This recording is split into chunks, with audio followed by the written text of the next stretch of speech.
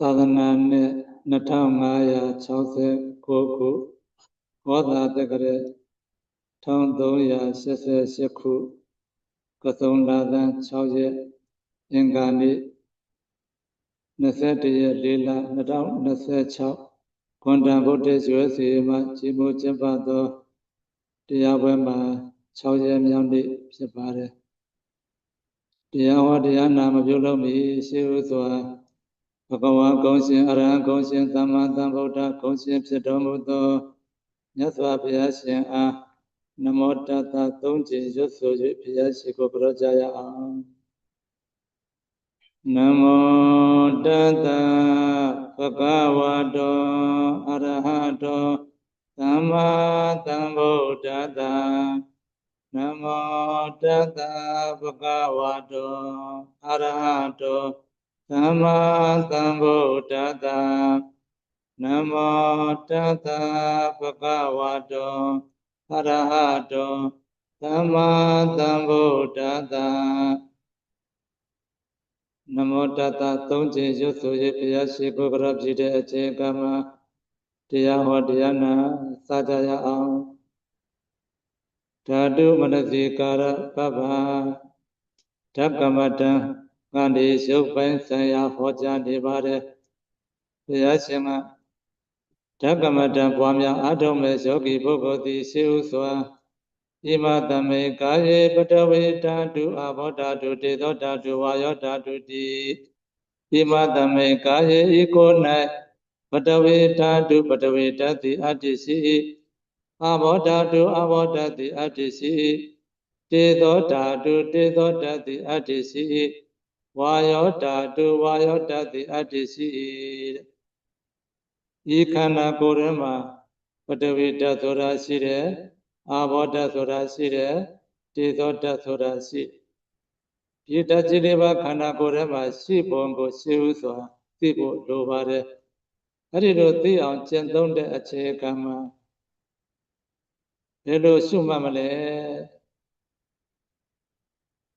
မျက်စိနာနာလျှာကိုယ်နှလုံးလို့ခေါ်ဆိုအပ်တဲ့6 ဓာရမှာရှိတဲ့ယုတ်တရားအလုံးကိုသိအောင်မြင်အောင်ရှုဖို့ရာအတွက်ရှိဥစွာစိတ်တဝိတ္တုဖြစ်ဖို့လိုပါတယ်စိတ်စင်ကြယ်နေဖို့လိုတယ်စိတ်စင်ကြယ်ပြီဆိုရင်ဒီစင်ကြယ်တဲ့စိတ်နဲ့ရှုမှတ်ပွားများအားထုတ်မှသာရနိုင်တဲ့ရုပ်ပိုင်းဆိုင်ရာဖြစ်ပါတယ်စိတ်ကိုဘယ်လောက်စင်ကြယ်ရမလဲဆိုရင်စေတဝိတ္တုနာမသဥပသရအထသမပတ္တိယောစေတဝိတ္တုစေတဝိတ္တုဆိုတာဥပသရသမာဓိနဲ့တဘဝသမာပတ်7ပါးကိုခေါ်ဆိုပါတယ်ဥပသရသမာဓိနဲ့တဘဝသမာပတ်7ပါးဥပသရသမာဓိဆိုတာဇဏ္ဍကပ်ပြီးရရှိတဲ့သမာဓိမျိုးကိုဥပသရသမာဓိလို့ခေါ်ပါတယ်အပ္ပနာသမာဓိသမာပတ်7ပါးမှာတပါးပါတော့ရအောင်ပွားများအားထုတ်ဖို့လိုတယ်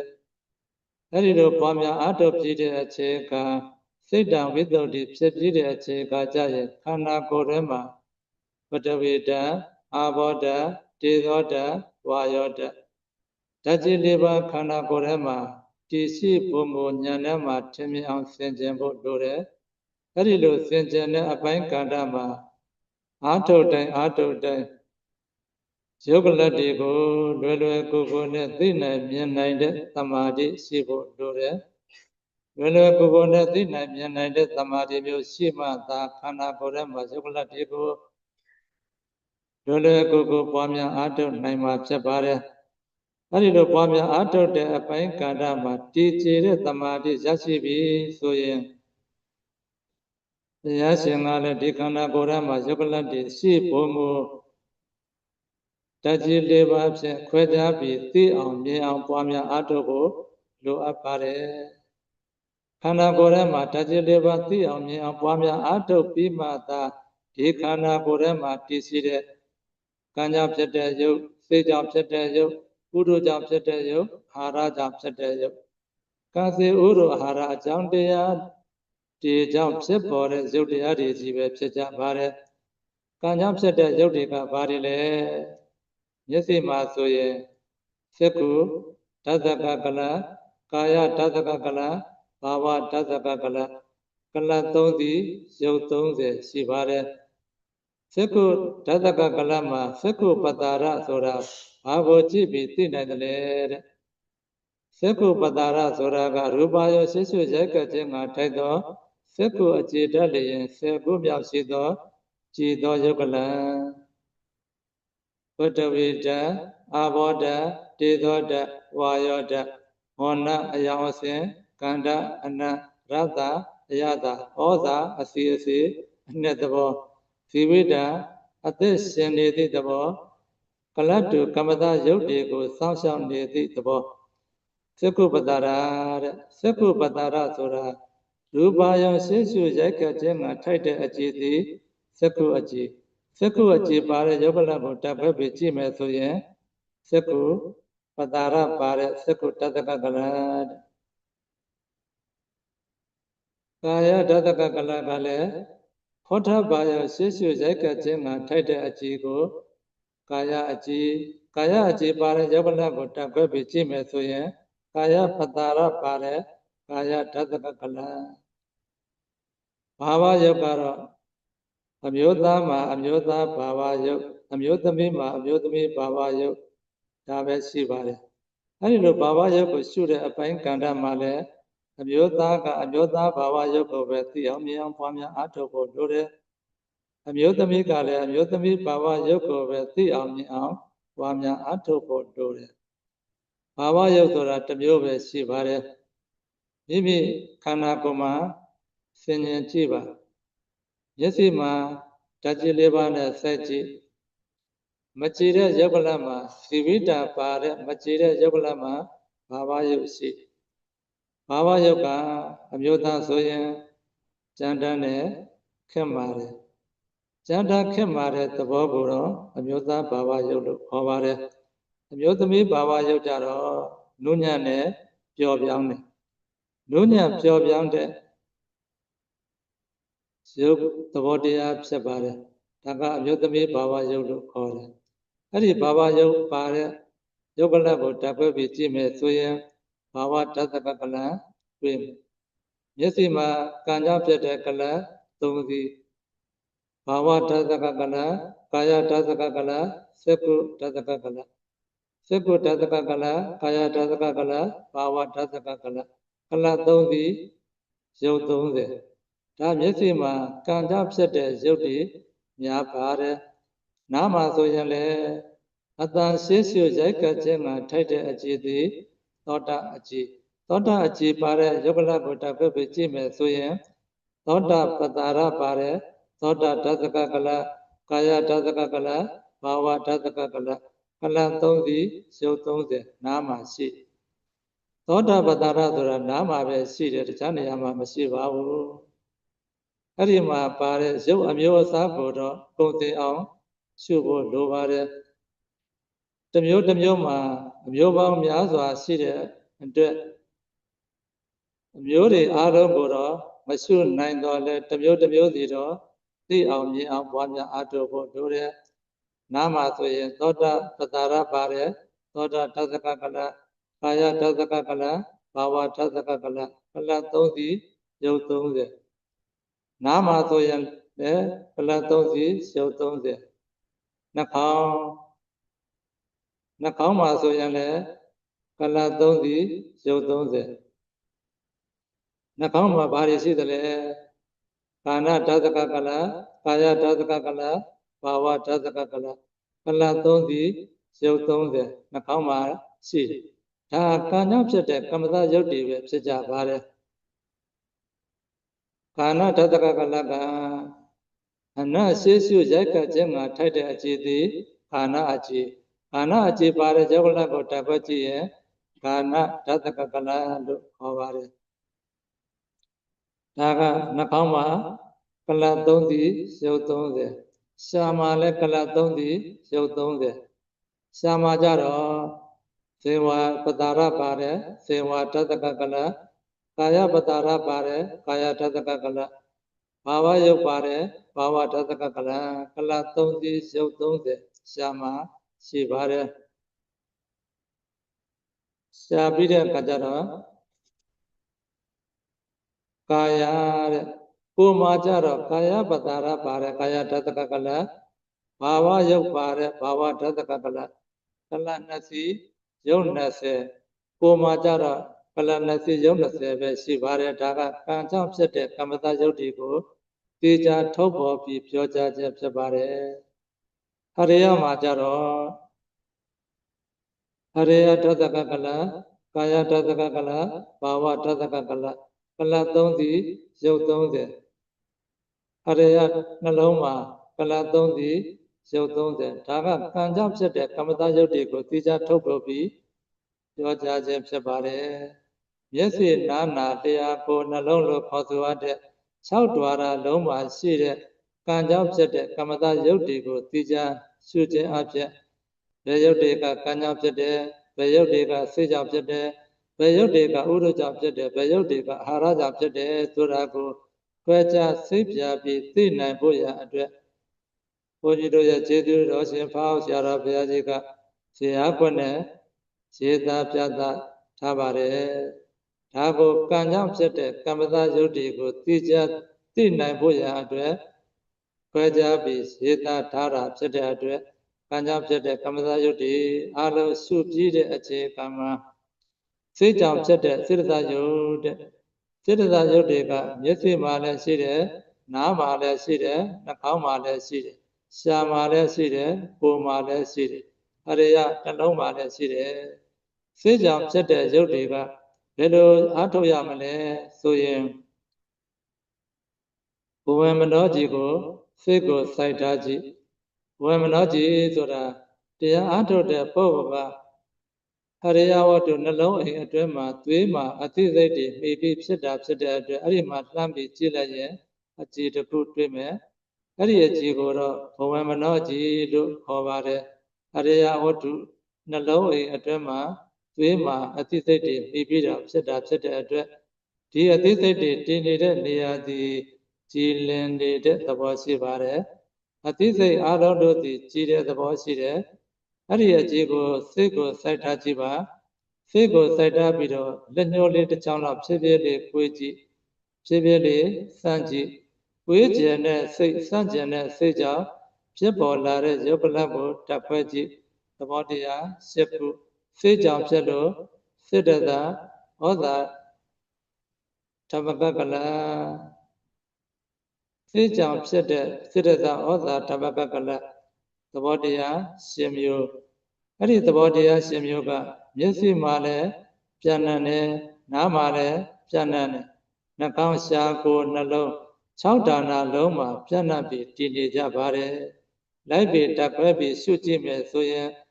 စိတ္တသာဩဇာဓမ္မကကလအလုံးတွေ့မှာဖြစ်ပါတယ်အနည်းဆုံးအဖြစ်အဝိနေဘောကယုတ်7ပါးတော့အမြဲတမ်းရှိနေကြပါတယ်ဒါကိုစိတ္တသာဩဇာဓမ္မကကလလို့ခေါ်တယ်ဥဒ္ဓသာဩဇာဓမ္မကကလတဲ့ဥဒ္ဓကြောင့်ဖြစ်တဲ့ဩဇာလျင်အဆုံးရှိတဲ့ကလဒါကိုဥဒ္ဓသာဩဇာဓမ္မကကလဘယ်မှာရှိသလဲကံကြောင့်ဖြစ်တဲ့ကမ္မတယုတ်တွေထဲမှာကြည့်ပါတေသောဓာတ်ပါတယ်အဲ့ဒီတေသောဓာတ်ကယုတ်ကလအသက်သက်ကိုဖြစ်ပေါ်စေတတ်ဖြစ်ပေါ်လာတဲ့ယုတ်ကလတွေကိုဓာတ်ခွဲကြည့်သဘောတရား၈ခုတေသောကြောင့်ဖြစ်လို့ဥဒ္ဓသာယုတ်တွေပဲဖြစ်ကြပါတယ်ဒါကဥဒ္ဓသာယုတ်ကိုရှုလိုက်တဲ့အခါမှာ6ဌာနလုံးကိုပြန့်နှံ့တည်နေပုံကိုသိအောင်မြင်အောင်ရှုမှတ်ပွားများအားထုတ်ဖို့လိုအပ်ကြပါတယ်အာရသယုတ်တဲ့အာရသဩဇာဓမ္မကကလဆိုတာကအာရဆိုတာစားမြုပ်လိုက်တဲ့အခြေခံမှာဖြစ်ပေါ်လာတဲ့အာရသဩဇာဓမ္မကကလဖြစ်ပါတယ်အဲ့ဒီရုပ်ကိုရှုတဲ့အခြေခံမှာတော့အစာသက်ကိုအာယုရှုကြည့်ပါစားမြုပ်လိုက်တဲ့အခါမှာအစာသက်အိမ်တွင်းမှာအစာသက်တွေရှိတယ်အဲ့ဒီအစာသက်တွေကိုဓာတ်လေးပါးနဲ့စိုက်ပြီးရှုလိုက်ရင်ယုတ်ကလအမုန်းလေးဖြစ်ပေါ်လာမယ်ဖြစ်ပေါ်လာတဲ့ယုတ်ကလတွေကိုဓာတ်ဖက်ပြီးကြည့်ဒီယုတ်ကလတွေသည်ဘလို့ပုံစံနဲ့ဖြစ်လာသလဲဆိုရင်အစာသက်ကို အစာသက်အိမ်အတွင်းမှာရှိတဲ့ယုတ်ကလတွေကိုတပ်ဖက်ပြီးကြည့်လိုက်ရင်သဘောတရား10မျိုးအဲ့ဒီသဘောတရား10မျိုးသည်ဥရဒယုတ်ပဲရှိပါသေးတယ်ဥရဒယုတ်ထဲမှာပါတဲ့ဩဇာကိုအစာအိမ်ဝန်းကျင်မှာရှိတဲ့သီဝိဒနဝကကလမှာပါတဲ့တေသောတကအဘိထောက်ပါမှုပြုတ်လိုက်တဲ့အချိန်ကနောက်ထပ်ယုတ်ကလအသက်သက်တွေဖြစ်ပေါ်လာမယ်ဖြစ်ပေါ်လာတဲ့ယုတ်ကလတွေသည်အာရဒယုတ်ဖြစ်ပါတယ်ရှိဥစွာတည်နေတဲ့အစာသက်အိမ်တွင်မှာတည်နေတဲ့ယုတ်တရားတွေသည်ဥရဒယုတ်ပဲရှိပါသေးတယ်အစာအိမ်ဝန်းကျင်မှာရှိတဲ့သီဝိဒနဝကကလမှာပါတဲ့တေသောတကိုတချို့ကဝါမီလို့လည်းပြောကြတယ်တချို့ကပါသကတေသောလို့လည်းပြောကြတယ်အဲ့ဒီတော့ပါသကတေသောပဲဖြစ်ဖြစ်ဝါမီပဲဖြစ်ဖြစ်ကံကြောင့်ဖြစ်တဲ့ကမ္မသရုပ်ထဲမှာပါတဲ့ဇီဝိတနဝကကလအတွင်းမှာပါတဲ့တေသောတကအစာအိမ်အတွင်းမှာရှိတဲ့ဥရဒဩဇာကိုအဘိထောက်ပမှုပြုလိုက်တဲ့အချိန်ကာမှာနောက်ထပ်ယုတ်ကလအသက်သက်တွေဖြစ်ပေါ်လာမယ်ဖြစ်ပေါ်လာတဲ့ယုတ်ကလတွေကိုတပ်ဖက်ပြီးကြည့်လိုက်ရင်အာရဒယုတ်တွေပြောင်းလဲသွားမယ်ရှိဥစွာတွေ့မြင်တာကဥရဒယုတ်နောက်ထပ်တွေ့မြင်တာကအာရဒယုတ်အာရဒယုတ်ထဲမှာပါတဲ့ဩဇာကိုအစာအိမ်ဝန်းကျင်တစ်ဝိုက်မှာတည်ရှိနေပါတယ်အစာအိမ်ဝန်းကျင်တစ်ဝိုက်ကနေဘယ်ကိုပြန့်နှံ့တယ်လဲမျက်စိကိုလည်းပြန့်နေနားကိုလည်းပြန့်နေနှာခေါင်းရှားကိုနှလုံး6ဌာနလုံးကိုပြန့်နှံ့စေပါတယ်အဲ့ဒီမှာပါတဲ့ဩဇာကအဘိထောက်ပမှုပြုတ်လိုက်တဲ့အချိန်ခါမှာမျက်စိမှာရှိတဲ့ဩဇာနဲ့တွေ့ဆုံတဲ့အချိန်ခါမှာမျက်စိမှာရှိတဲ့ဩဇာကလည်းဩဇာဆိုပြီးတော့ယုတ်ကလအသက်သက်တွေဖြစ်ပေါ်လာတဲ့ယုတ်ကလကိုတပ်ဖွဲ့ကြည့်ရင်သဘောတရား၈ခုဩဇာကြောင့်ဖြစ်ပေါ်လာတဲ့အစီအစေးကြောင့်ဖြစ်ပေါ်လာတဲ့ယုတ်ကလတွေကိုတပ်ဖွဲ့ကြည့်သဘောတရား၈ခုဒီသဘောတရား၈ခုသည်အာဟာရကြောင့်ဖြစ်တဲ့ဩဇာဓမ္မကအစာအာဟာရကြောင့်ဖြစ်ပေါ်လာတဲ့ဩဇာဓမ္မကကလတ်တွေဖြစ်နေပါတယ်မျက်စိမှာလည်းရှိတယ်နားမှာလည်းရှိတယ်နှာခေါင်းရှားကိုနှလုံး6ဌာနလုံးမှာသဘောတရားတွေတည်ရှိနေကြပါတယ်အဲ့ဒီလိုစိတ်ကြောင့်ဖြစ်တဲ့စိတ္တသဩဇာဓမ္မကကလဥဒုကြောင့်ဖြစ်တဲ့ဥဒုဇာဓမ္မကကလဟာရကြောင့်ဖြစ်တဲ့ဟာရဇာဩဇာဓမ္မကကလဒီကလတ်တွေသည်မျက်စိကိုလည်းပြတ်နိုင်တယ်နားကိုလည်းပြတ်နိုင်တယ်နှာခေါင်းကိုလည်းပြတ်နိုင်တယ်ရှားကိုလည်းပြတ်နိုင်တယ်ကိုယ်ကိုလည်းပြတ်နိုင်တယ်ဟရိယနှလုံးကိုလည်းပြတ်နိုင်၍တည်ကြပါတယ်အဲ့ဒီလိုပြတ်နိုင်တည်တဲ့ရုပ်သဘောတရားတွေကိုလိုက်ပြီးတပ်ဖွဲ့ပြီးရှုကြည့်မယ်ဆိုရင်စေကြောင့်ဖြစ်တဲ့စေတသာရုပ်တွေတွေ့မယ်ဥရုကြောင့်ဖြစ်တဲ့ဥရဒရုပ်တွေတွေ့မယ်အာရကြောင့်ဖြစ်တဲ့အာရဒရုပ်တွေတွေ့မယ်မျက်စိမှာကံကြောင့်ဖြစ်တဲ့ရုပ်စေကြောင့်ဖြစ်တဲ့ရုပ်ဥရုကြောင့်ဖြစ်တဲ့ရုပ်အာရကြောင့်ဖြစ်တဲ့ရုပ်အလုံးသည်မျက်စိမှာတွေ့နိုင်ပါတယ်မျက်စိမှာရှိတာကသက္ကုပတာရလို့ခေါ်ဆိုရတဲ့သက္ကုဓတ္တကကလကာယဓတ္တကကလဘာဝဓတ္တကကလကလ3စီရုပ်30မျက်စိမှာရှိတယ်စိတ်ကြောင့်ဖြစ်တဲ့စိရဇာအထကလဥရုကြောင့်ဖြစ်တဲ့ဥရုဇာအထကလအာရကြောင့်ဖြစ်တဲ့အာရဇာအထကလအဲ့ဒီမှာကလအားဖြင့်ဆိုရင်ကလ6စီးရှိတယ်ရုပ်အကျေတွေအားဖြင့်ဆိုရင်54မျိုးရှိဒီ54မျိုးကိုသိအောင်မြင်အောင်ပွားများအားထုတ်ဖို့လိုပါတယ်ဒီ54မျိုးမကပါဘူးရုပ်တွေကအများကြီးရှိတယ်မဟုတ်လားမေးရရှိအမျိုးအစားအားဖြင့်တော့စုံညီအောင်ရှုဖို့လိုတယ်အကျေတွေအားဖြင့်တော့အားလုံးတော့ဘယ်လိုမှမရှုနိုင်ပါဘူးသက္ကုတတ္တကကလပ်ကိုရှုလို့ရမယ်ကာယတတ္တကကလပ်ကိုရှုလို့ရမယ်ဘာဝတတ္တကကလပ်ကိုရှုလို့ရမယ်စိတ္တသအထစိတ္တသဩဇာဓမ္မကကလပ်ကိုရှုလို့ရမယ်ဥဒ္ဒဇဩဇာဓမ္မကကလပ်ကိုလည်းရှုလို့ရမယ်အာရဇဩဇာဓမ္မကကလပ်ကိုလည်းရှုလို့ရမယ်ဒီကလပ်6စီရုပ်အယုတ်တွေအပြင်54မျိုးကိုမျက်စိမှာသိသိလို့ရှုလို့ရပြီဆိုတဲ့အချိန်ခါမှာနားမှာလည်းရှုအောင်မှာဖြစ်တယ်နားမှာတည်ရှိတဲ့ရုပ်တရားတွေကို သိအောင်မြင်အောင်ပွားများအားထုတ်ဖို့လိုပါတယ်နားမှာကတော့ထူးခြားတာကနားမှာအတန်ကနားကပဲကြားတယ်တခြားနေရာကအတန်ကြားလို့မရဘူးဒါကြောင့်နားကိုတတိလေးပါးနဲ့စိုက်ပြီးရှုလိုက်ရဲ့ရုပ်ကလအပုံလေးဖြစ်မဲ့ဖြစ်ပေါ်လာတဲ့ရုပ်ကလတွေကိုတပ်ဖွဲ့ပြီးကြည့်မယ်ဆိုရင်ဘဝမနောအခြေနဲ့နားမှာရှိတဲ့အကြည့်တစ်ခုကိုဖန်တာပါဘေးကအတန်ကိုအာရုံယူကြည့်အတန်ရှိရှုရက်ကခြင်းမှာထိုက်တဲ့အကြည့်သည်သောတာပတ္တာရပါတဲ့သောတာအကြည့်ကာယဓတ္တကကလလို့ခေါ်ဆိုရတဲ့ဖောထဘာယောရှိရှုရက်ကခြင်းမှာထိုက်တဲ့အကြည့်သည်ကာယအကြည့်ကာယအကြည့်ပါတဲ့ရုပ်ကလကိုတပ်ဖွဲ့ကြည့်ရင်သဘောတရား10ခုဘာဝရုပ်ပါတဲ့ရုပ်ကလကိုတပ်ဖွဲ့ကြည့်ရင်သဘောတရား10ခုစေတသာထကလဥရသာထကလဟာရသာထကလနားမှာလည်းကလ6စီရုပ်အမျိုးအစား54မျိုးရှိပါတယ်ဒါကနားမှာရနိုင်တဲ့ရုပ်တရားတွေကိုအလုံးသိသိပြီးရှုမှတ်ပွားများအားထုတ်ရမှာဖြစ်ပါတယ်နားကိုရှုပြီးတဲ့အချိန်ကမှ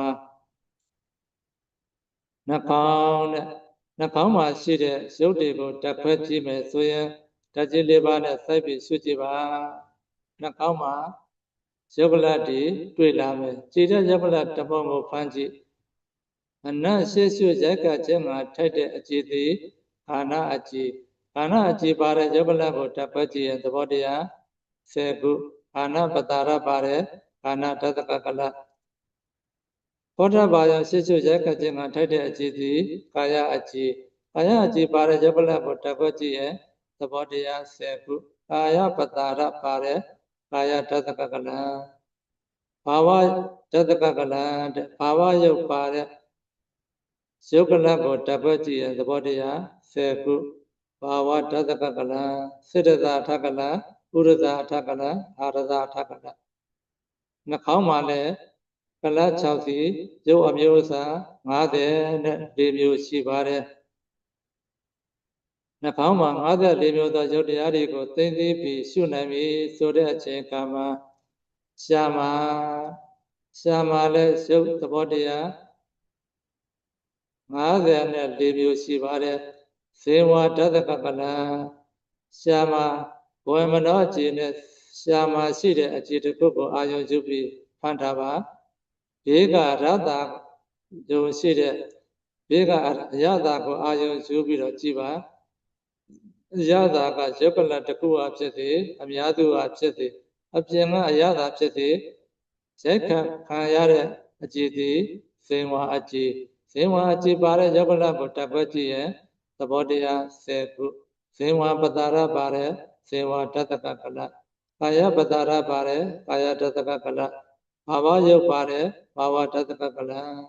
ကံကြောင့်ဖြစ်တဲ့ကမ္မတကလတ်3စီရုပ်30ဒါကကံကြောင့်ဖြစ်တဲ့ရုပ်တရားတွေဖြစ်ပါတယ်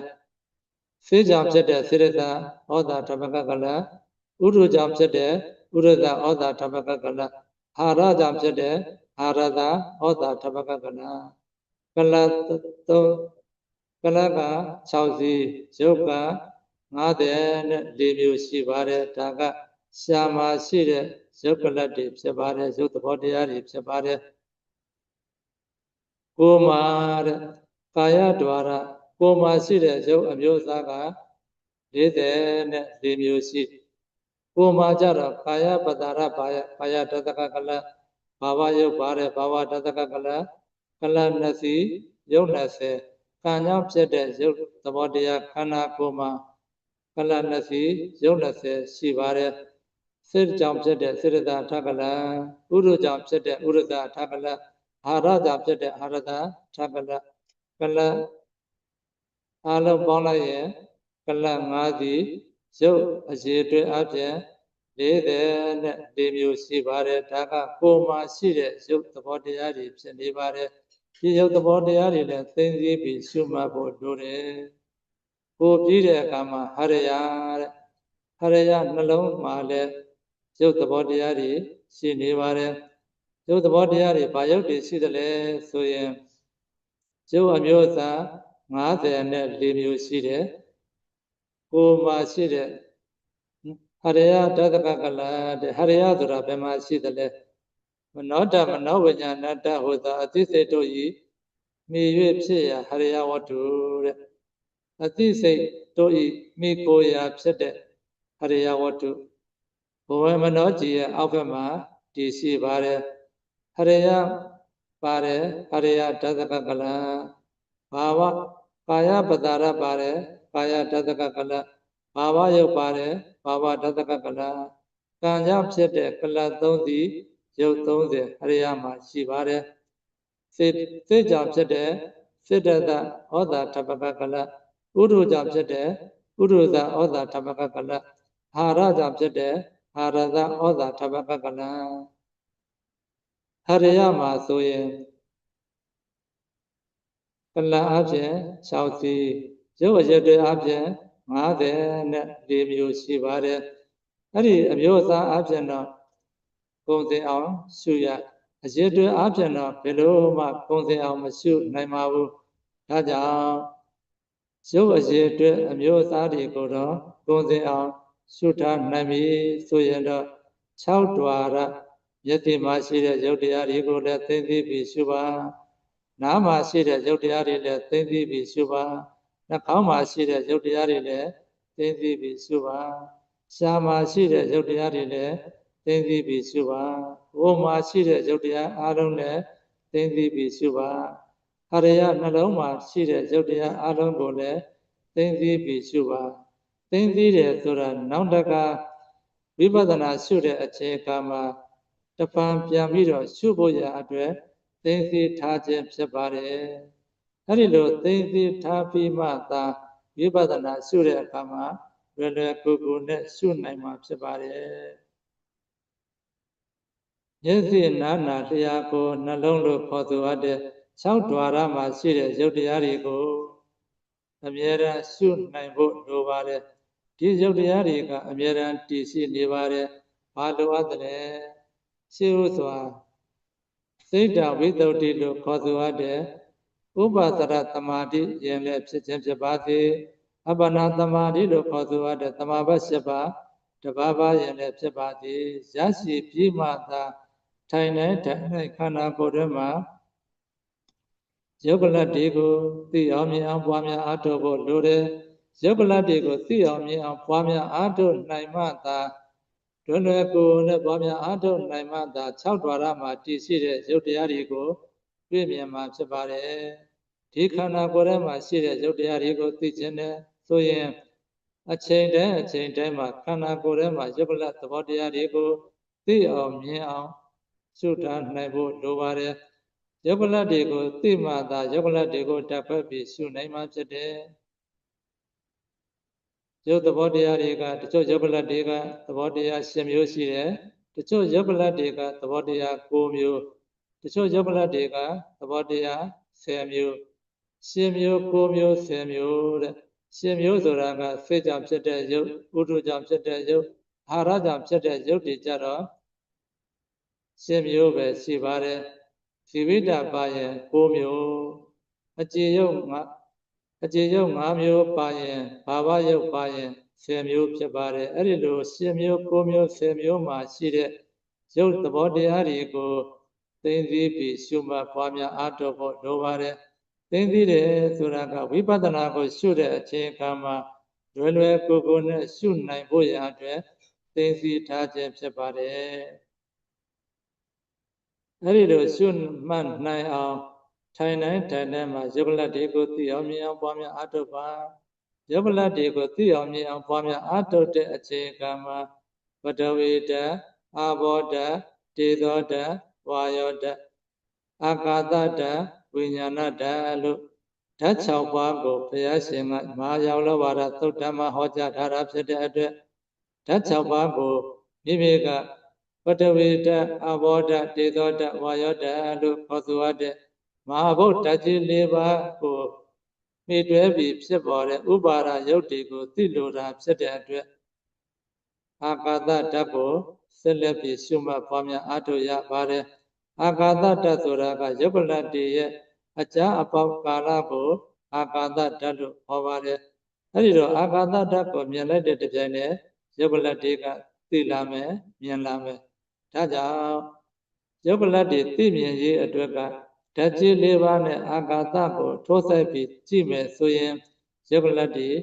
ပြိုကွဲပြီးတော့အမုန်းတွေများစွာတွေ့မြင်မှာဖြစ်ပါတယ်ဒါကြောင့်ဒီယုတ်ကလတ်တွေကိုသိအောင်မြင်အောင်ဝါများအားထုတ်ဖို့လိုပါတယ်ဒီယုတ်ကလတ်တွေသိမှသာမျက်စိမှာယုတ်ကဘယ်လောက်ရှိတယ်နားမှာဘယ်လောက်ရှိတယ်နှာခေါင်းမှာဘယ်လောက်ရှိတယ်ရှားမှာဘယ်လောက်ရှိတယ်ကိုယ်မှာဘယ်လောက်ရှိတယ်အရိယာနှလုံးမှာဘယ်လောက်ရှိတယ်ဆိုတာကိုကိုယ်တိုင်သိမြင်မှာဖြစ်ပါတယ်ဒီယုတ်တွေကိုခွဲခြားပြီးကြည့်မယ်ဆိုရင်ကံကြောင့်ဖြစ်တဲ့ယုတ်ရှိတယ်စိတ်ကြောင့်ဖြစ်တဲ့ယုတ်ရှိတယ်ဥဒုကြောင့်ဖြစ်တဲ့ယုတ်ရှိတယ်အာဟာရကြောင့်ဖြစ်တဲ့ယုတ်ရှိတယ်ကံစေဥဒုအာဟာရအကြောင်းတရားကြောင့်ဖြစ်ပေါ်တဲ့ယုတ်တရားတွေကိုသိကြအောင်ကြည့်မယ်ဆိုရင်အဲ့ဒီမှာစက္ကုဓာတကကလမှာပါတဲ့တေဇောဓာတ်ကိုကြည့်တေဇောဓာတ်ကယုတ်ကလအသက်သက်ကိုဖြစ်ပေါ်စေတယ်တေဇောဓာတ်ကလည်းယုတ်ကလအသက်သက်ကိုဖြစ်ပေါ်စေတယ်ဖြစ်ပေါ်လာတဲ့ယုတ်ကလထဲမှာတေဇောပါတယ်လို့ဩဇာလည်းပါတယ်တေဇောဩဇာတေဇောဩဇာတေဇောကလည်းယုတ်ကလအသက်သက်ကိုဖြစ်ပေါ်တယ်ဩဇာကလည်းယုတ်ကလအသက်သက်ကိုဖြစ်ပေါ်တယ်ဖြစ်ပေါ်လာတဲ့ယုတ်ကလတွေတေဇောဩဇာဘက်ကကြည့်ရင်လည်းဩဇာတေဇောအဲ့ဒီလိုနှစ်ခွပွားများနေပုံကိုဉာဏ်ထဲမှာထင်မြင်အောင်ဆင်ခြင်ကြည့်ရမယ်အဲ့ဒီလိုဆင်ခြင်ကြည့်မယ်ဆိုရင်ဩဇာဘက်ကလည်းဩဇာတေဇောဘက်ကလည်းတေဇောဩဇာယုတ်ကလတွေကိုတိုးဝါစေတာဖြစ်တဲ့အတွက်စက္ကုဓာတကကလကာယဓာတကကလဘာဝဓာတကကလအဲ့ဒီကလတွေထဲမှာဩဇာလည်းပါတယ်တေဇောလည်းပါတယ်ဩဇာတေဇောပါတာဖြစ်တဲ့အတွက်ဩဇာတေဇောကလည်းယုတ်ကလအသက်သက်ကိုဖြစ်ပေါ်စေတယ်တေဇောဩဇာကလည်းယုတ်ကလအသက်သက်ကိုဖြစ်ပေါ်စေတယ်ဘယ်နှဆင့်တိအောင်ပွားနိုင်တယ်လဲဆိုရင်ကံအရှိန်အားကောင်းတဲ့ပုဂ္ဂိုလ်ဆိုရင်ကံကြောင့်ဖြစ်တဲ့ရုပ်တွေမှာဆိုရင်10ဆင့်12ဆင့်လောက်တိအောင်ပွားများနိုင်ပါတယ်တူနဲ့တူတော့မတူညီပါဘူးကံအရှိန်ဝါအားကောင်းရင်အားကောင်းသလောက်တိုးပွားစေတတ်တဲ့သဘောရှိတယ်စေတသာထကလမှာလည်းတေဇောလည်းပါတယ်ဩဇာလည်းပါတယ်အဲ့ဒီမှာကြတော့2ဆင့်3ဆင့်လောက်2ကြိမ်3ကြိမ်လောက်သာပွားများစေနိုင်ပါတယ်ဥရဒဩဇာဥရဒထကလမှာလည်းတေဇောဩဇာဆိုပြီးရှိတယ်တေဇောဘက်ကလည်းတေဇောဩဇာဘက်ကလည်းဩဇာတေဇော20ပွားတဲ့အချိန်ကမှ4-5ကြိမ်လောက်ထိအောင်ပွားနိုင်ပါတယ်အာရဒယုတ်မှာလည်းရှိတယ်တေဇောဩဇာတေဇောဘက်ကလည်းတေဇောဩဇာဆိုပြီးတော့2ခွပွားတယ်ဩဇာဘက်ကလည်းဩဇာတေဇောဆိုပြီး2ခွပွားတယ်အဲ့လိုယုတ်ကလတ်တွေကအဲ့လိုပွားများလာတာဖြစ်တဲ့အတွက်အာရဒဘက်ကလည်း4-5ကြိမ်လောက်ထိအောင်ပွားပါတယ်ဒါကဒီကံစေဥရအာဟာရလို့ခေါ်ဆိုရတဲ့ဒီအကြောင်းတရားတွေကြောင့်ဖြစ်ပေါ်လာတဲ့ယုတ်ကလတ်တွေမှာပါတဲ့ယုတ်သဘောတရားတွေဒီအမြဲတမ်းတိုးပွားစေတတ်တဲ့သဘောရှိတယ်ဘယ်လိုတိုးပွားစေတတ်သလဲတဲ့တေဇောကြောင့်ဖြစ်တဲ့ယုတ်ဩဇာကြောင့်ဖြစ်တဲ့ယုတ်ဒီယုတ်တရားတွေကနောက်ထပ်အသက်ကိုထပ်မှန်၍ဖြစ်ပေါ်စေတတ်တဲ့သဘောရှိတခုတော့ရှိတယ်ကံကြောင့်ဖြစ်တဲ့ယုတ်တရားတွေကြတော့ဘယ်လိုမှပြုပြင်လို့မရဘူး။ဘာကြောင့်လဲအတိတ်ကအကြောင်းတရားနဲ့ပစ္စုပ္ပန်အကျိုးတရားတို့သည်မလမတဝေးကွာနေတာဖြစ်တဲ့အတွက်အကြောင်းတရားကလည်းပြီးခဲ့ပြီအကျိုးတရားကဆက်လက်ပြီးတော့ရှင်သန်နေတာဖြစ်တဲ့အတွက်အတိတ်ကအကြောင်းတရားကဘယ်လိုကံတွေထူထောင်ခဲ့တယ်ဆိုတာကိုဒီဘက်ဘဝမှာရှိတဲ့ယုတ်နံအစဉ်ကိုအတိတ်ကအကြောင်းတရားက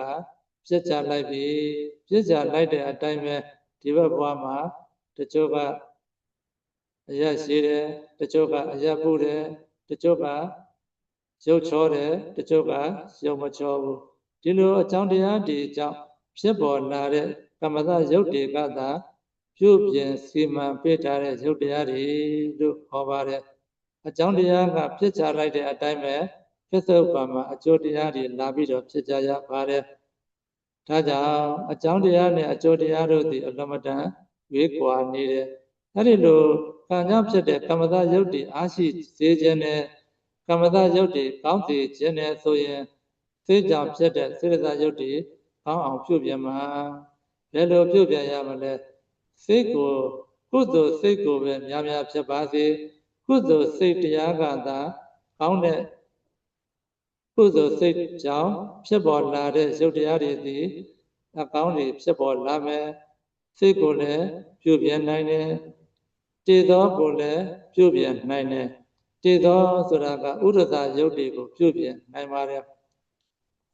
မိမိနဲ့တင့်လျော်တဲ့ဥဒ္ဒရှိတဲ့နေရာမှာနေထိုင်မှာအဲ့ဒီလိုဆိုရင်ဥဒ္ဒတာယုတ်တွေသည်အားရှိပြီးတော့အကြောင်းတရားကောင်းရင်အကျိုးတရားကလည်းကောင်းမှာဖြစ်ပါတယ်ဟာရသဩဇာတပကကလတဲ့အဲ့ဒီဟာရသကြောင့်ဖြစ်ပေါ်တဲ့ဩဇာတပကယုတ်တရားတွေသည်ဟာရသကောင်းရင်ကောင်းသလောက်အကျိုးပေးနိုင်တာဖြစ်တဲ့အတွက်ဟာရကောင်းတဲ့ပုဂ္ဂိုလ်ကြတော့မိမိခန္ဓာကိုယ်မှာညှာတာတဲ့အနေအထားရှိဟာရနဲ့ပြည့်စုံတဲ့ခန္ဓာကိုယ်လို့ခေါ်ပါတယ်အဲ့ဒီဟာအကြောင်းတရားတွေကြောင့်ဖြစ်ပေါ်တဲ့အကျိုးတရားတွေကိုပြုပြင်ခြင်းနဲ့ဆိုရင်စိတ်ကြောင့်ဖြစ်တဲ့စေတသာယုတ်တွေလည်းပြုပြင်နိုင်တယ်ဥဒ္ဓကြောင့်ဖြစ်တဲ့ဥဒ္ဒသာယုတ်တွေလည်းပြုပြင်နိုင်တယ်အာရကြောင့်ဖြစ်တဲ့အာရသယုတ်တွေလည်းပြုပြင်နိုင်တယ်ကံကြောင့်ဖြစ်တဲ့ကမ္မတယုတ်တွေကိုတော့ဘယ်လိုနည်းနဲ့မှပြုပြင်လို့မရတော့ဘူးဒါကြောင့်စိတ်ဥဒ္ဓအာရလို့ခေါ်ဆိုရတဲ့အကြောင်းတရား၃ပါးကြောင့်ဖြစ်ပေါ်တဲ့ယုတ်တရားတွေကိုပြုပြင်ဖို့လိုပါတယ်အဲ့လိုပြုပြင်ပြီးနေထိုင်မယ်ဆိုရင်ကံကြောင့်ဖြစ်တဲ့ယုတ်တွေလည်းအားရှိနေမယ်စိတ်ကြောင့်ဖြစ်တဲ့ယုတ်တွေလည်းအားရှိနေမယ်ဥဒ္ဓကြောင့်ဖြစ်တဲ့ယုတ်တွေလည်းအားရှိနေမယ်အာရကြောင့်ဖြစ်တဲ့ယုတ်တရားတွေလည်းအားရှိပြီးနေမှာဖြစ်ပါတယ်ဒါကြောင့်ကံစိတ်ဥဒ္ဓအာရလို့ခေါ်ဆိုရတဲ့အကြောင်းတရားကြောင့်ဖြစ်ပေါ်တဲ့ယုတ်တရားတွေကိုကြည့်မယ်ဆိုရင်ခန္ဓာကိုယ်ထဲမှာဘယ်ယုတ်တွေကပို့ပြီးတော့များသလဲခွဲခြားပြီးကြည့်မယ်ဆိုရင်ကံကြောင့်ဖြစ်တဲ့ကမ္မတယုတ်တွေကအများဆုံးဖြစ်နေပါတယ်ဒါကြောင့်ကံကြောင့်ဖြစ်တဲ့ယုတ်တရားတွေအားရှိစေခြင်းနဲ့ဆိုရင်စိတ်ကိုလည်းပြုပြင်မှာဥဒ္ဓကိုလည်းပြုပြင်မှာအာရကိုလည်းပြုပြင်မှာအဲ့ဒီလိုစိတ်ဥဒ္ဓအာရလို့ခေါ်ဆိုရတဲ့အကြောင်းတရားတွေကိုပြုပြင်ပြီးနေထိုင်မယ်ဆိုရင်ကံကြောင့်ဖြစ်တဲ့ကမ္မတယုတ်တွေအားရှိလာမှာဖြစ်ပါတယ်ဒါကြောင့်မိမိခန္ဓာကိုယ်တွင်းမှာရှိတဲ့ယုတ်တရားတွေကိုပြုပြင်ခြင်းနဲ့ဆိုရင်ကုသိုလ်စိတ်တွေများများဖြစ်အောင်စေတသာယုတ်တွေအားရှိအောင်ပြုပြင်မှာဥဒ္ဓကောင်းတဲ့နေရာမှာနေထိုင်မှာဥဒ္ဓကောင်းတဲ့နေရာမှာနေထိုင်မယ်ဆိုရင်ဒီယုတ်တွေသည်ဥဒ္ဒသာယုတ်တွေသည်အားရှိလာမှာဖြစ်ပါတယ်ဥဒ္ဒသာယုတ်တွေအားရှိလာပြီဆိုရင်ဒီခန္ဓာကိုယ်မှာရှိတဲ့တခြားယုတ်တွေလည်းအားရှိလာမှာဖြစ်ပါတယ်အာရသဩဇာဓမ္မကကလတဲ့အာရသကြောင့်ဖြစ်ပေါ်တဲ့ယုတ်တရားတွေအာရသယုတ်တွေအားရှိခြင်းနဲ့ဆိုရင်ကောင်းတဲ့အာရမိမိနဲ့သင့်လျော်တဲ့အာရကိုမိဝဲသုံးဆွဲပြီးပြပါအဲ့ဒီလိုမိဝဲသုံးဆွဲပြီးမယ်ဆိုရင်အာရတွေကြောင့်ဖြစ်ပေါ်တဲ့ယုတ်တရားတွေအားရှိပြီးတော့ဉာဏ်နဲ့ကံကြောင့်ဖြစ်တဲ့ယုတ်စိတ်ကြောင့်ဖြစ်တဲ့ယုတ်ဥဒ္ဓကြောင့်ဖြစ်တဲ့ယုတ်အားရှိလာမှာဖြစ်ပါတယ်ဒါကြောင့်အဲ့ဒီလိုအကြောင်းတရားနဲ့တကွဖြစ်ပေါ်လာတဲ့ယုတ်တရားတွေကိုအားရှိအောင်အမြဲတမ်းပြုပြင်ပြီးနေထိုင်ဖို့လိုပါတယ်ဒီခန္ဓာကိုယ်ထဲမှာယုတ်တရားတွေသည်28ပါးရှိပါတယ်ယုတ်တရား28ပါးမှာမဟာဗုဒ္ဓကြီး၄ပါးကတော့မဟာဘူတဓာတ်ကြီး၄ပါးလို့ခေါ်ပါတယ်ပထဝီဓာတ်အာဘောဓာတ်တေဇောဓာတ်ဝါယောဓာတ်ဒီဓာတ်ကြီး၄ပါးကိုမှီတွဲပြီးဖြစ်ပေါ်နေတဲ့ဥပါဒယုတ်တွေကပတ္တာရယုတ်အကြည်ဓာတ်၅မျိုးဖြစ်တဲ့သက္ကုပတ္တာရမျက်စိအကြည်သောတာပတ္တာရနားအကြည်အာနာပတ္တာရနှာခေါင်းအကြည်ဇင်ဝပတ္တာရရှားအကြည်ကာယပတ္တာရကိုယ်အကြည်ဒါတွေကိုလည်းသိအောင်မြင်အောင်ရှုမှတ်ပွားများအားထုတ်ဖို့လိုပါတယ်အဲဒီတော့သိအောင်မြင်အောင်ရှုမှတ်ပွားများအားထုတ်တဲ့အပိုင်းကဏ္ဍမှာရူပယုံအစင်းအယောင်ကိုဟောနာလို့ခေါ်တဲ့သတ္တယုံအတန်ကို သတ္တယောအတ္တလည်းပါတယ်ခန္ဓာယောအနံလည်းပါတယ်အရသာယောအယသာလည်းပါတယ်ဖောတ္တဘာယောအတွေ့အထိလည်းပါတယ်ပထဝီဓာတ်ပထဝီတေသောဝါယောလို့ခေါ်ဆိုရတဲ့ဒီဖောတ္တဘာဓာတ်တွေကိုသိအောင်မြင်အောင်ဝါများအားထုတ်ဖို့လိုတယ်အဲ့တော့ဘောဓရာယော9မျိုးဘောဓရာယော9မျိုးကတော့ရူပယောသတ္တယောခန္ဓာယောရတ္တယောဖောတ္တဘာယောပထဝီတေသောဝါယောဒီသဘောတရားတွေကိုသိအောင်မြင်အောင်ဝါများအားထုတ်ဖို့လိုပါတယ်ဘာဝယုတ်2ပါးတဲ့ဘာဝယုတ်2ပါးကတော့အဋ္ဌိဘာဝယုတ်မျိုးသမီးဖြစ်ကြောင်းယုတ်ပုရိသဘာဝယုတ်အမျိုးသားဖြစ်ကြောင်းယုတ်ဒါတွေကိုလည်းသိအောင်မြင်အောင်ဝါများအားထုတ်ဖို့လိုတယ်ဟရိယယုတ်တဲ့ဟရိယဝတ္ထုဆိုတာမနောဓမ္မနောဝိညာဏဓာတ်တို့ဤအသိစိတ်တို့ဤမိဖြစ်ရာသဘောနှလုံး၏အတွင်း၌သွေးမှာတည်ရှိနေပါတယ်ဇီဝိတယုတ်တဲ့ဇီဝိတယုတ်ကတော့ဇီဝိတဆိုတာအသက်ဆောင်တတ်လို့ခေါ်ပါတယ်ရုပ်ရဲ့သက်ဆောင်တတ်လို့ခေါ်တယ်မိမိရုပ်ကိုစောင့်ရှောက်ပေးနေတဲ့သဘောလည်းရှိတယ်မိမိရုပ်ဆိုတာကကလတ်တုကမ္မသရုပ်တွေကိုစောင့်ရှောက်ပေးတတ်တယ်ကလတ်ကွဲတို့ကလတ်ပြားတို့ကိုမစောင့်ရှောက်တတ်ပါဘူးကလတ်တုကမ္မသရုပ်တွေကိုမပျက်စီးအောင်ထိန်းသိမ်းစောင့်ရှောက်ပေးတဲ့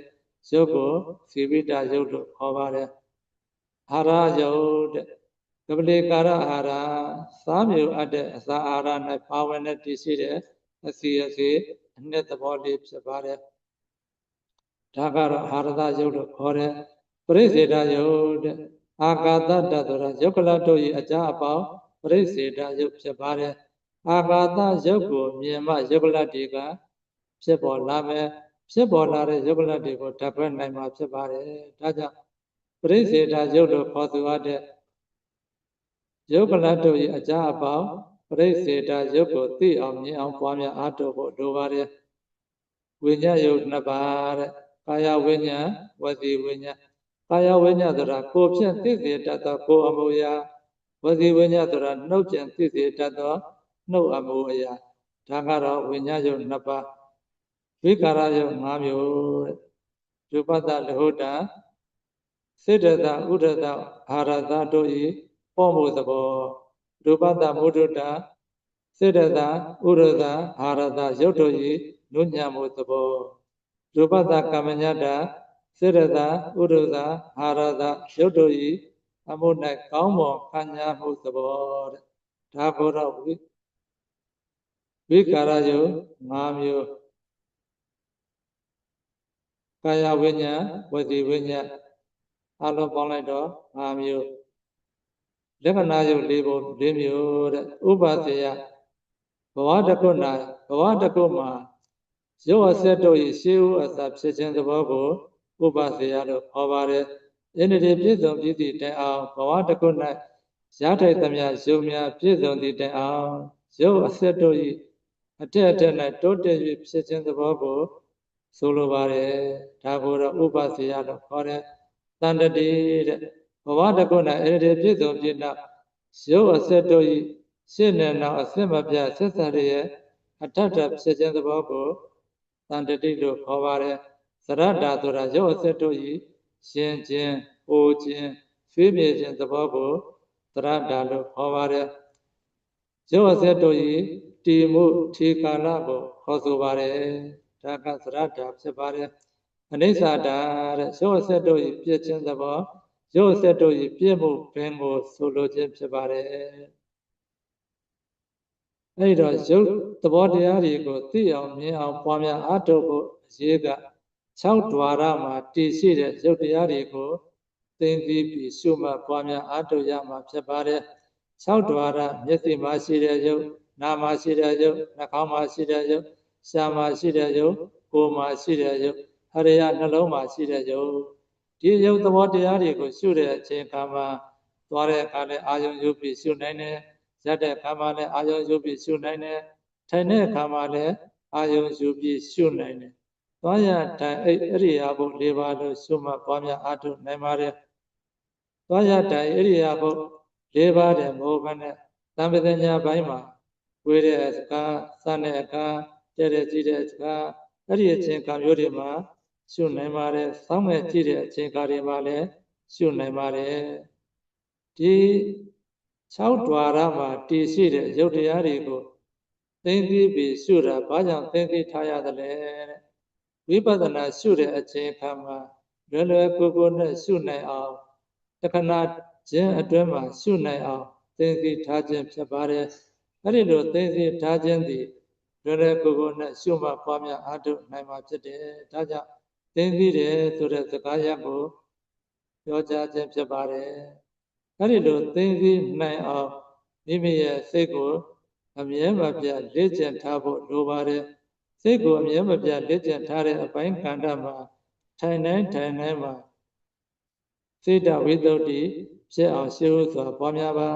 စိတ်တဝိတ္တုဖြစ်ပြီးတဲ့အချိန်ကမှဒိဋ္ဌိဝိတ္တုဖြစ်ရေးအတွက်ဒီရုပ်တရားတွေကိုတတ်ဖွဲ့ပြီးရှုနိုင်ရေးကဓာတ်ကြီး၄ပါးနဲ့အာကာသဓာတ်သည်အဓိကအရေးကြီးပါတယ်ဒါကြောင့်အာကာသဓာတ်ကိုမြင်မှသာယုတ်ကလတ်တွေကိုတွေ့မြင်နိုင်မယ်ယုတ်ကလတ်တွေတွေ့မြင်နိုင်မှယုတ်ကလတ်တွေဓာတ်ဖွဲ့ပြီးတော့ရှုနိုင်မှာဖြစ်ပါတယ်ဒါကြောင့်ယုတ်ကလတ်တွေဓာတ်ဖွဲ့ပြီးရှုနိုင်သည့်တိုင်အောင်တည်ငြိမ်တဲ့စိတ်ဓာတ်ဖြင့်တည်ကြည်တဲ့သမာဓိဖြင့်ရုပ်ပရမတ္ထသဘောတရား6 ဓာရမှာရှိတဲ့ရုပ်တရားတွေကိုသိအောင်မြင်အောင်ဘာမှအထုတ်ဖို့လိုပါတယ်ခုဟောကြားလာတဲ့အပိုင်းကဏ္ဍသည်ဘဒဝေတအဘောဓတေသောတဝါယောဓလို့ခေါ်သူရတဲ့ဓာတ်ကြီး၄ပါးကိုအခြေခံပြီးရှုမှတ်ပွားများအားထုတ်လာတာဟောပြောလာတာဖြစ်တဲ့အတွက်ဒါကရုပ်တရားတို့ရဲ့အကျဉ်းဤအဖြစ်ဟောကြားခြင်းဖြစ်ပါတယ်အကျဉ်းဤကိုတော့နောက်မှပဲဟောကြားပေးမှာဖြစ်ပါတယ်အကျဉ်းဤကိုတော့ဒီလောက်နဲ့ပဲဒီနေ့ရနာကြရအောင်သာယတဘိကဝေမဟာပမတထမပေတဝိပတိသာရိနောဟောတာယံအာမကန္တုသာသနိဘိကဝေဩချတချတမိတို့သာယတရှုကြကုန်လောမှတ်ကြကုန်လောသမထဘာဝနာဝိပဿနာဘာဝနာအလုပ်ကိုပွားများအားထုတ်ကြကုန်လောမဟာပမတထမိမေလျောပေါ်သသမနေလိုက်ကြပါကုန်လင်ပေသံဩသောအခါနာသောအခါသေယညောင်းသောသို့လည်းလျောင်းသောအခါကြမှဝိပတိတာရိနောနှလုံးမတမ်းမရခြင်းတို့သည်မဟောတာမဖြစ်ကြပါကုန်လင်တရားဤဆိုအပ်ခဲ့ပြီဒီကဟောသင်ချက်သားချက်သမီးတို့အတွက်အမကံဘုရားရှင်တို့သည်အနုသာသနေဗမထထဆုံးမတော်မူအပ်ခဲ့ပါပြီသတ္တိသာ